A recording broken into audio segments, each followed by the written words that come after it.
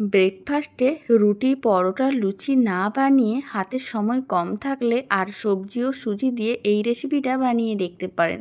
প্রথমে সুজিগুলোকে মিক্সির জারের মধ্যে নিতে হবে, বেশ কিছুটা পরিমাণ জল দিতে হবে, খুব ভালো করে পেস্ট করে মিক্সিং বোলের মধ্যে নিয়ে নিতে হবে।